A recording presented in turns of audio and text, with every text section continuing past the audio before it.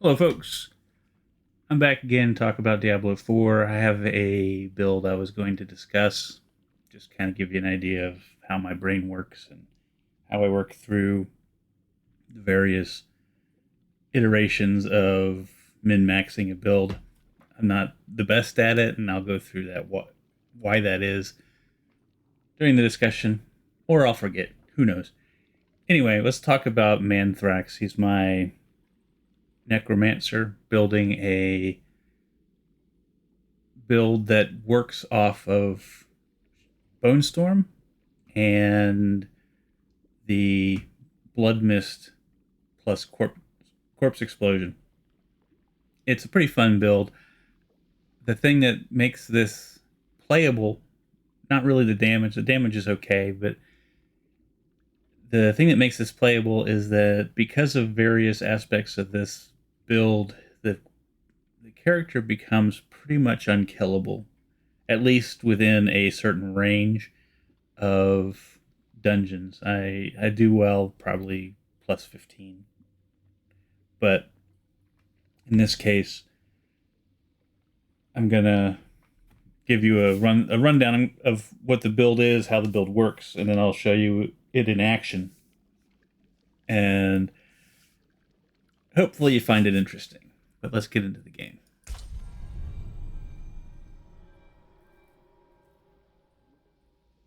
Been a lot of server crashes on here lately, in the last couple days. It's never good when you see that less than 1 minute, when it lingers for a while.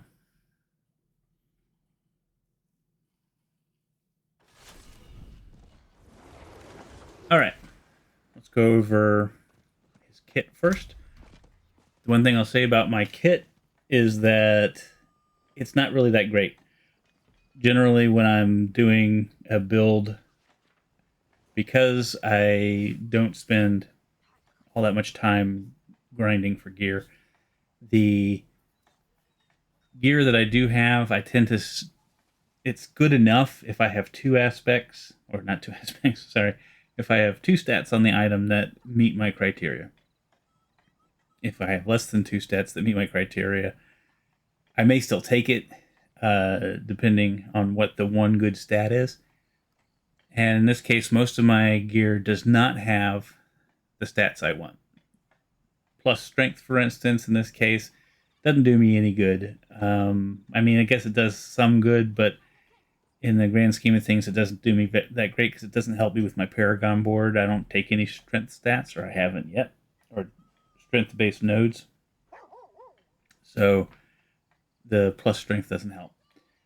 The willpower helps, shadow damage helps, cooldown reduction is important. So this is one of those ones where I essentially three stats are good. It also has a natural roll for Blood Mist. It's not the high roll Blood Mist, but Blood Mist plus Corpse Explosion. The plus or the reduction of 0.5 per corpse is actually not the best, but it's good enough. Give me a second. I'm reading through this. So this is an imprinted one, which generally, if you see it's imprinted, it's because I decided I liked a rare item. This one, originally, I liked it because it added a lot of basic damage, but this has thorns and cold resistance. Granted, I know that resistance now in the new version of the game, the resistance actually helps a lot, but I don't actively select for it. I guess hard to teach an old dog new tricks, so I don't really actively select for resistances. I guess probably when I get up into the very high levels, I'm gonna start regretting not taking more resistances. But as far as my brain works right now, if I see a resistance, it's just a wasted slot. As is thorns. So this is kind of weird because I go through and tell you that I picked two stats that are good, and then that should be good enough. In this case, the way my brain works, the thorns and the cold resistance aren't going to do me much good at all. So, but I imprinted it anyway. Who knows? It must have been late or early one morning. Wasn't thinking clearly. Just needed something to throw my that aspect on. And in this case, the aspect is consuming corpses creates blood orbs. loosely my build is built off of reducing cooldowns by picking up blood orbs. It's not very efficient, or it wasn't until recently, and I'll go through why that is. This is a big one. The Shadow Blight on this. This is another one that has strength on it, by the way. But the Shadow Blight is the passive at the end of the skill tree that it stacks up to 215% multiplicative Shadow Blight damage, which is probably one of my major damage dealers. This one is another imprinted. This is what makes me unkillable, and you'll see that when I go show you the system running against some mobs. This is my newest addition. This blight defile area spawn that pulls enemies in. There's the most common version of the Shadow Blight, not the Shadow Blight, the Bone Storm build uses the Corpse Tendril skill to pull all the enemies together so that they're all inside your Bone Storm. And it also, as a side bonus, it pools all of your blood orbs that you're generating into one place, making them easy to pick up. That's all fine and good. Problem is that I'm not sure if it's a problem with my mouse or what, and I've messed around changing buttons, but right now my fourth ability is Decrepify, which is a nice curse to put on large mobs. But the problem is that Decrepify, for whatever reason, I can't fire it off within close click proximity to another skill. So generally when I'm key mashing, which I'm not a good player, as I like to tell you, but when I'm key mashing, I don't tend to fire off Decrepify because it just doesn't launch for whatever reason. But it has the same problem as Corpse Tendril, where I can have my mouse cursor on a corpse. I can click Corpse Tendril, whether it be button 4 or in this case mouse button 4, and it won't fire off. And I have to stop for a split second to let all of my current clicks clear before I click Corpse Tendril. In both cases, it's annoying enough that I just don't use it at all.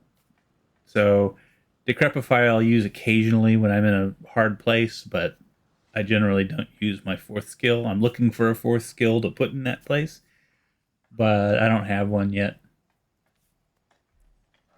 So anyway, long story short, too late. The ability on my boots does double duty. It allows my core skill, which is a core skill that nobody likes. I like it. Blight, I like it. It puts a pool on the ground that does damage over time. Since my build is largely damage over time, it makes sense. But again, Bone Spear is king. I know Bone Spear is probably a better choice, but I like the Blight. And in this case, with this, Blight takes up 2 jobs. It does damage over time. It can, well, actually 3 jobs, because it does damage over time. It will immobilize enemies on occasion, and it pulls them together.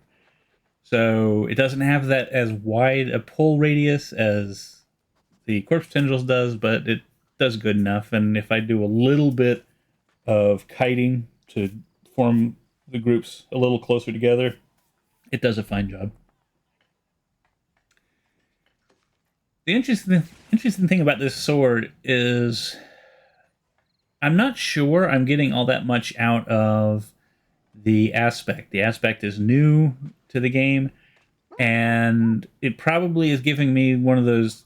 I think the only thing it really gives me that makes it useful is that it turns my bone skills into darkness skills. So once you have a skill that, or an aspect that does that joining, Druid has one of those where it turns the earth skills and the air skills, I can't remember, I haven't played much Druid, but it joins them together, which allows you to put greater focus on a specific damage type. And in this case, it turns my bone skills into darkness skills, so I can just stack darkness damage, and it affects all of my bone and my darkness skills. And Bone Storm being obviously a bone skill, it adds a lot of damage to that. The one thing that I find regrettably I'm stuck with on this particular sword is that all stat. And the all stat is only there because the two-handed sword rolls a high all stat, and I need an all stat of 68 or plus higher just to activate my Paragon board, because I have a lot of nodes that are various characteristics requirements, and so I can't just stack intelligence or stack wisdom or stack dexterity. I have to stack all of them. And since the board works the way it does, and I'm kind of impatient to rush the nodes, I have a lot of nodes that wouldn't activate if I didn't have this all stat. Other than that, it's still a pretty good sword because it stacks all of that critical strike damage. What I don't know, and I guess I can experiment with it, is whether or not the critical strike bone skill stat there, if that affects my bone skill. I guess it does. I'm bone, and it's bone skill and darkness skill. So when I'm doing Bone Storm, all of those critical strikes stack fairly high. They're low rolls, but together they're a fairly high roll. And not much else to talk about here. This one stacks higher Shadow Blight. This is the one that does the cooldown. This ring here, every time I pick up a blood orb, it lowers my cooldown of my skills by 1.5 seconds. So it doesn't mean that I'm without a cooldown, but it generally means that on a good run where I properly group the enemies and I properly fire off my skills in the right order, my cooldown on my major skills will be 10 seconds instead of 35. So, and this actually extends my Bone Storm. It makes, if I fire it off when I have a lot of corpses around me, it will extend the Bone Storm by a lot. In a lot of cases, if I get everything right, I can actually, my Bone Storm skill will actually be off cooldown before Bone Storm ends. So that's the perfect scenario. I don't seem to run into it very often. It requires a lot of enemies on the board. So essentially, the more enemies there are, the better off I am. I had a fight actually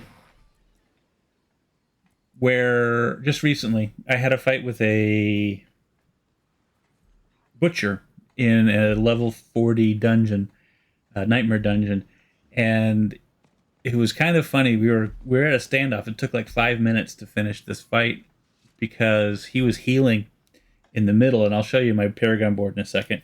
But he was healing in the middle third of his health, and my Paragon board stacks heavily healthy damage and unhealthy damage.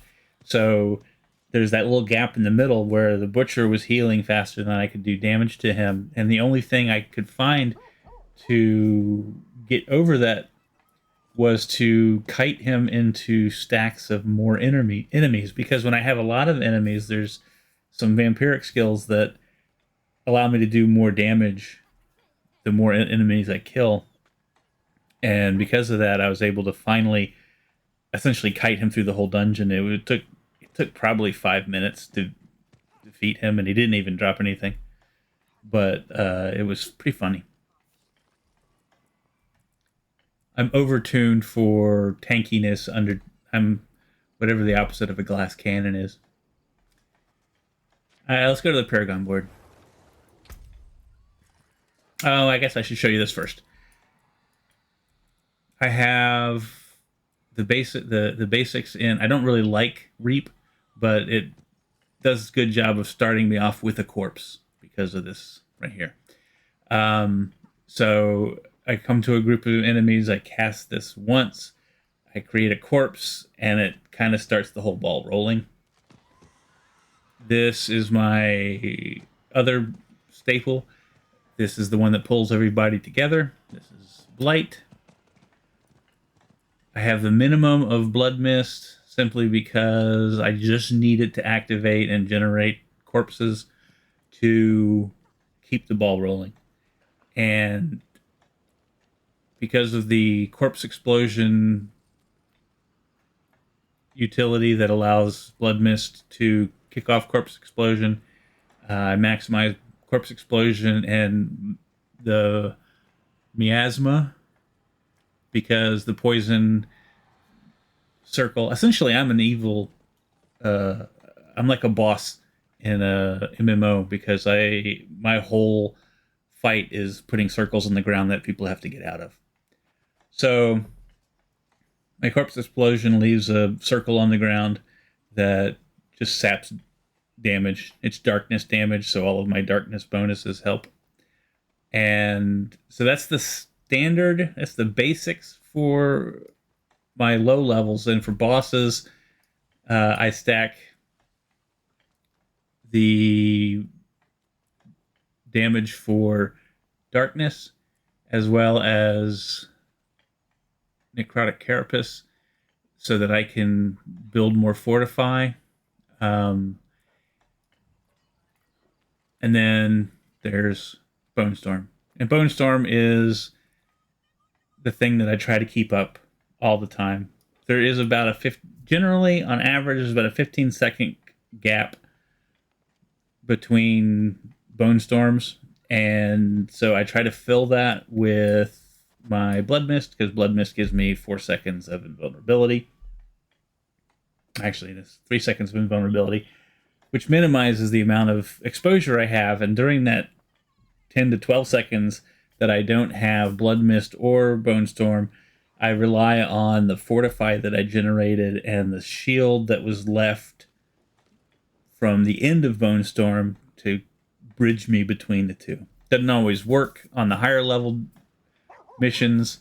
The Nightmare Dungeons, I can end up dying in that 10 seconds, depending on...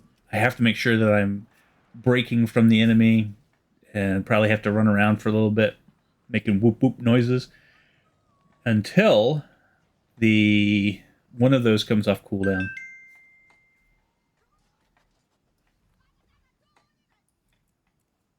And Shadow Blight, all my damage spins off Shadow Blight. I went with Shadow Blight because it is one of the few remaining multiplicative bonuses that are easy to get.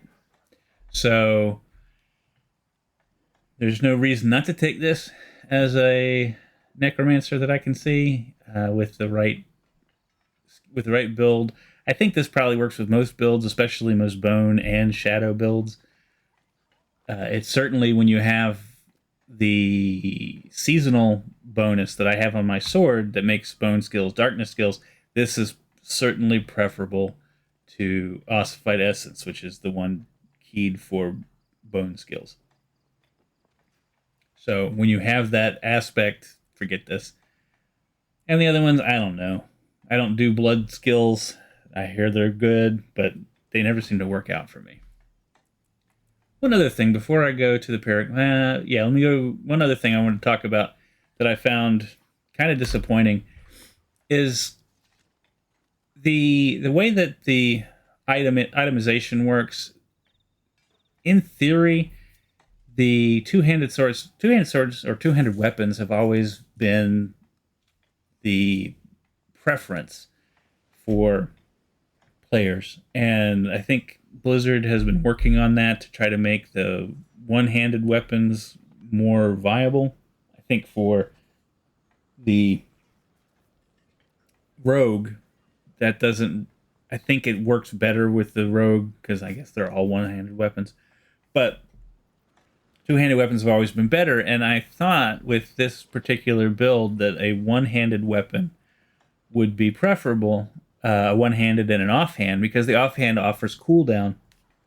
The offhand focus for a necromancer gives you a bonus to cooldown of 10%, I think it is, when you have it maximized, which would essentially close the gap with Bone Storm. But I tried it. I actually got, let me show you something that dropped for me. This is the second time I'm filming this, by the way.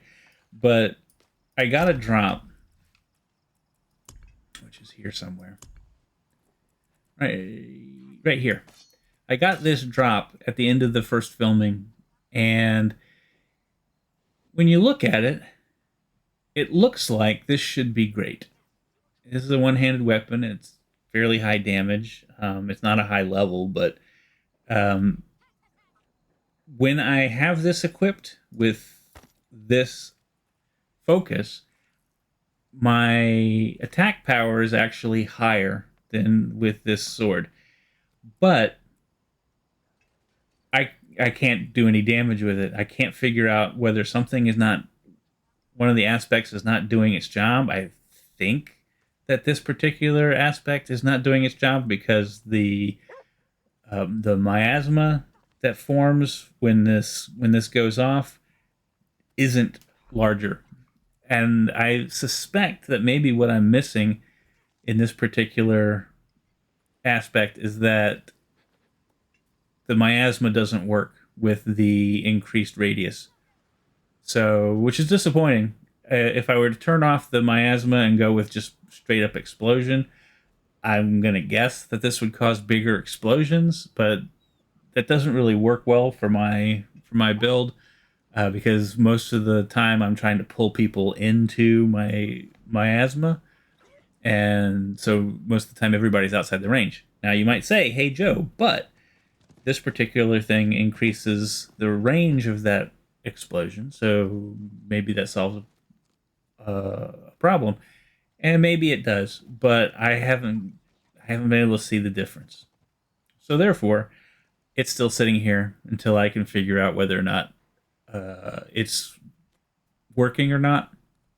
Because with this sword, I'm still doing damage. It could just very well be the whole endorphin drip of seeing bigger numbers with my sword as opposed to many smaller numbers. I don't doubt that might be part of the problem I have, is that it's just me that's the problem. But I don't see, or at least it's not as flashy as I had hoped it would be. So still it sits there. Also, I mentioned this in a conversation yesterday that I got a drop of razor plate. Razor plate doesn't really do much for my character because if I'm not taking hits, then I'm not passing thorns on to the enemy. So it'll sit here until I build another character that can use it. Don't know that I'm going to build another character this season up to level 80 so he can wear it, but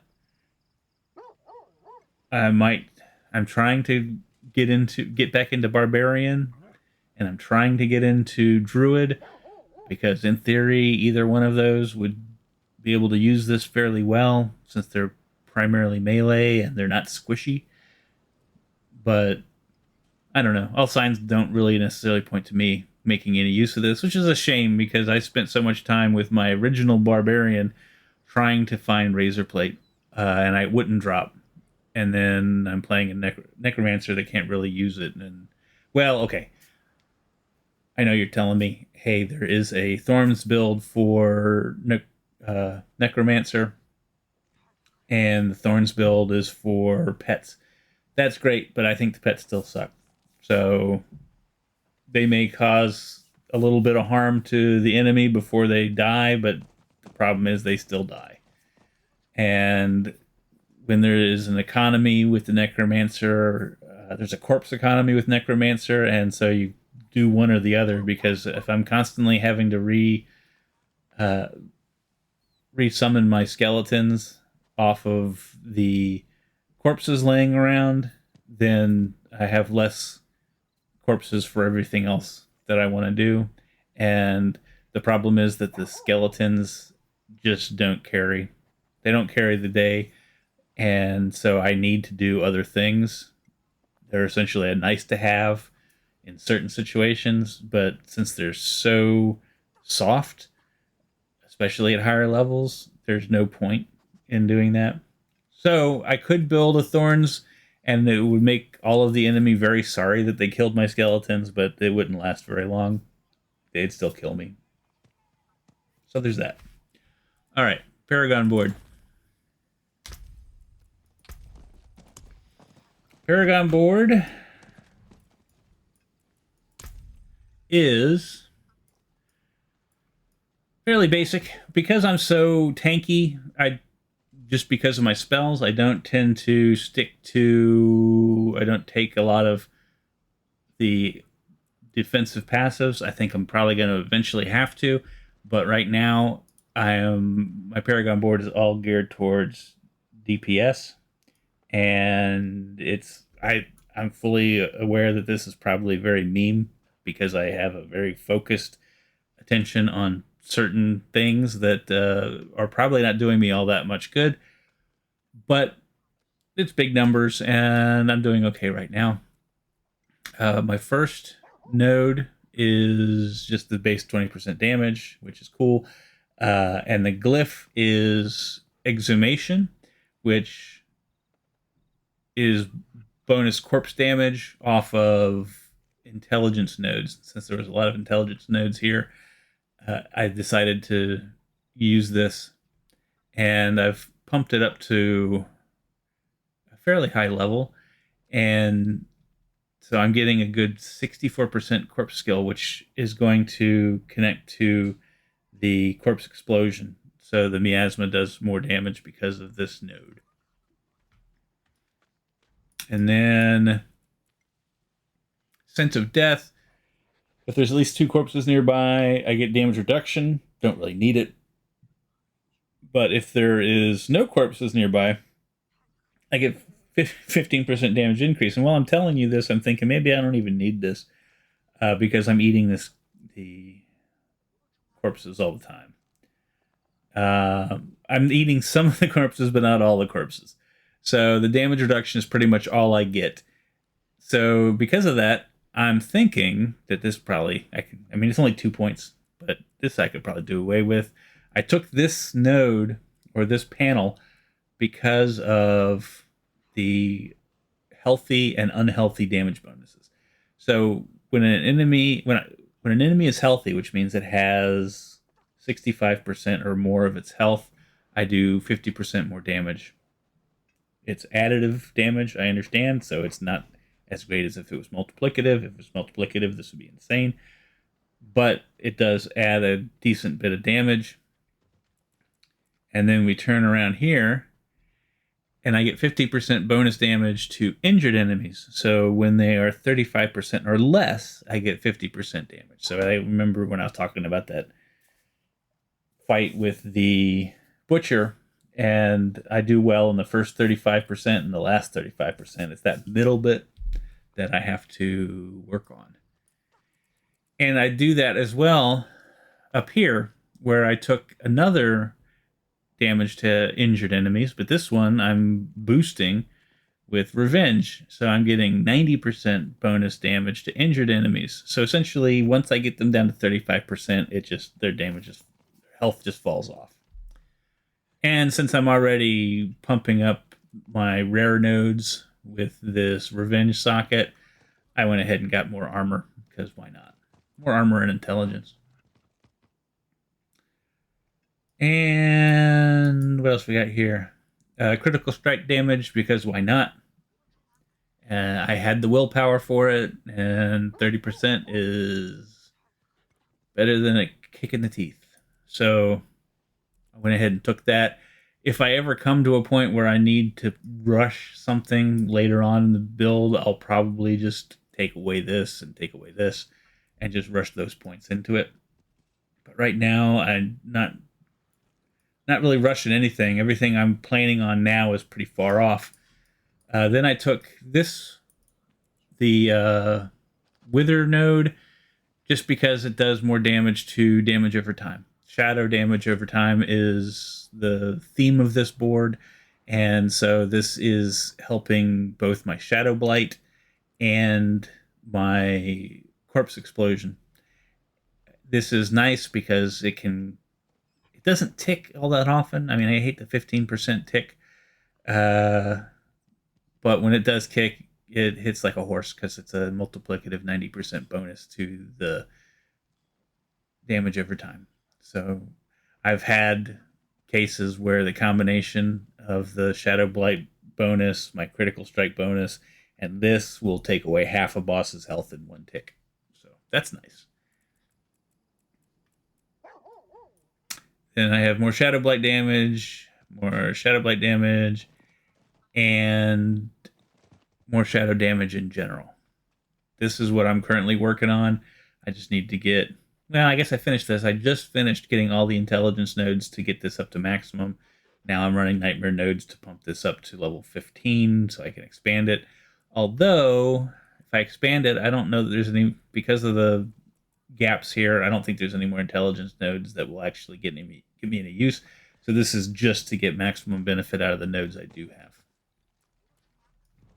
Haven't added anything else yet. I've been kind of a completist on each panel. There's a lot of people who will tell you that you need to rush all the boards, but the rushing the boards, I end up hitting boards that are not really worth it at the time because I don't have the stats. Since every new board, the minimum to turn on the bonuses for the nodes, it goes up. The intelligence and the willpower and all that, those go up each time.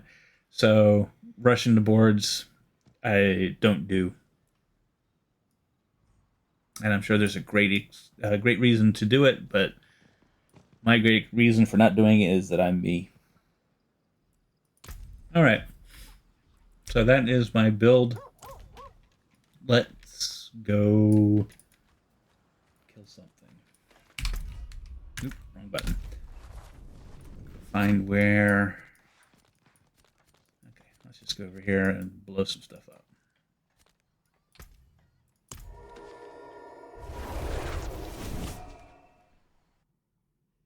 I hate to think that my mouse is going bad, but I do have problems with clicking in this game.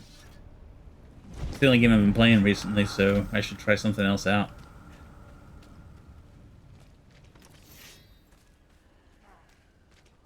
Alright, so we got a stack here. Let's go ahead and Shadow Blight. Swipe.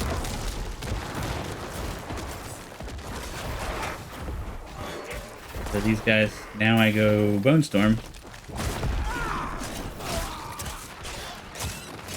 Walk through everything.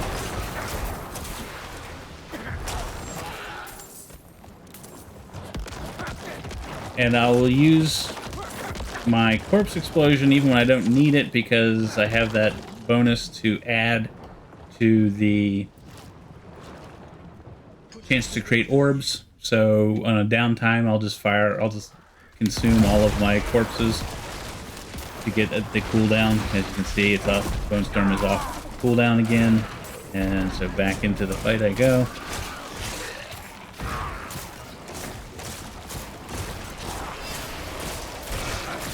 Sitting here, I'm just picking up.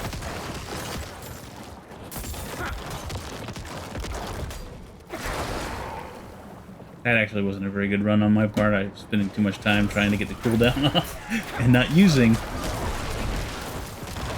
the Bone Storm. So you can see here my health is going down right now because I am in between. But as soon as I kick that off, you'll see that I just start creating a shield. I'm generating shield and I'm generating fortify the whole time this is running. The fortify lowers my damage and the shield just stays up the whole time. I haven't run into a monster yet, even including the Butcher at level 40, the 90 level Butcher. I haven't run into a Butcher or a boss yet that has been able to penetrate my shield generation. That was close. I think that was a bleed that I had there, or a poison that was going to kill me. I think the poison does damage even when I have my shield up, but luckily I didn't get CC'd at the time. If I got CC'd, that would be game over.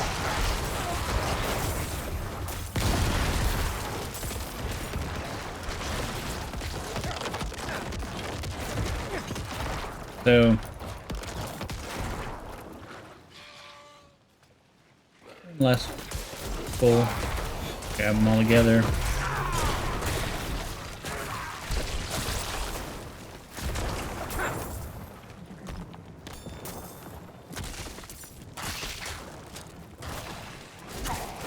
That's the thing I like about the Hell Tides, though. Not the Hell Tides, sorry, whatever. These are the Vampiric Blood Harvest. The thing I like about the Blood Harvest is that they're so... all of the enemies are so close together that I do end up getting that one last group thing when I want to quit and move on. So every time I'm ready to leave, I'm ready also to just kill a little more. And that's fun. The other problem, though, with it being so tight is that teleporting out becomes a pain, because while I'm waiting for teleport, most of the time, if I haven't cleared a wide swath around me, somebody's going to wander in and kill me. Or not kill me, but, you know. So, that is the build. As you notice, I didn't put down Curse. So, I got to get rid of Curse for something else. What that's going to be, I don't know. But that is my build in a nutshell. Hope you enjoyed it. And I'll be back later when I find something interesting.